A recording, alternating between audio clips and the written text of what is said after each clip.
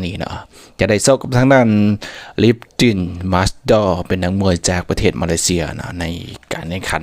มวยวันลุมพินีเป็นรายการใหญ่ก็ได้นะอยู่ที่นครหลวงบางกอกประเทศไทยนะก็ถือว่าเกือบเป็นทีแน่นอนนะเนาะซึ่งเกือบในจุดนี้ก็คือเพิ่นจะมีการประกาศอย่างเป็นทางการอีกทีนึงในวันจันทร์อาทิตย์หน้านะก็จะเป็นเดือนหน้าเนาะเดือนพฤษภาคม2025นะซึ่งจะได้ขึ้นชกในรุ่นเดียวกันในห้อย15ปอนด์หรือประมาณ54-53กิโลกรัมประมาณนี้เนาะคู่นี้ก็ถือว่าเป็นคู่ที่ว่าน่าจับตาเนาะเป็นมวยไวทั้งคู่มวยเดินหน้าจะเป็นคู่ที่มวยแน่นอนเนาะหูห่างสูสีกันเนาะความสถิติอย่างมันใกล้เคียงกันสมมติน้องเบียร์อายุ27ปีลงสูง185ซนเป็นนักมวยลาวที่ว่ามีความดุดันแบบจอมลุยก็ได้ละออกมัดได้บ้องไวแล้วก็มีมัดหนักสถิติการชกในวันพรุ่งนี้มันชกไป1ไฟชนะน็อกเนาะก็คือชนะทางด้านนักมวยจากประเทศเยอรมันก็คือ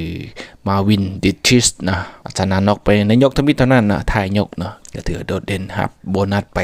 350,000 บาทตั้งแต่ไฟทมิตรกันเลยไฟที่2จะได้ชกกับทางด้านดิฟดินมาสดอนักมวยจากมาเลเซียซึ่งว่านักมวยจากมาเลเซียก็ส่วนสูงจะอยู่ที่162ซนอายุ22ปีก็ถือยังเป็นน้องทางนั้นน้องเบียร์นะชกในวันลุมพินีไปแล้ว3ไฟนะก็คือ2ไฟทมิตรเอาชนะไปเนาะก็คือ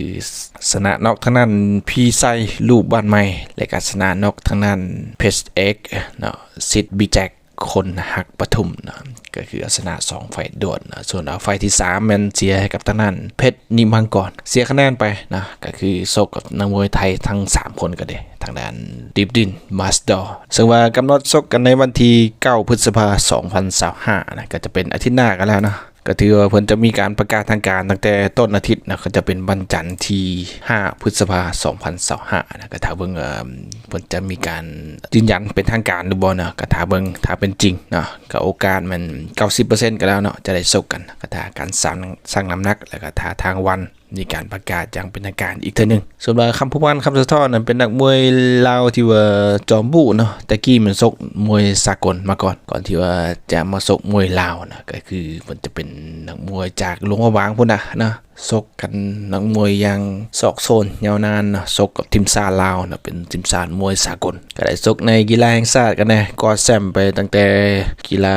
แห่งชาติครั้งที่10พุ่นน่ะกวาดมาแชมป์มาตลอดเลยรายการอยู่ลาวเฮามันได้แชมป์ตลอดเนาะก็คือ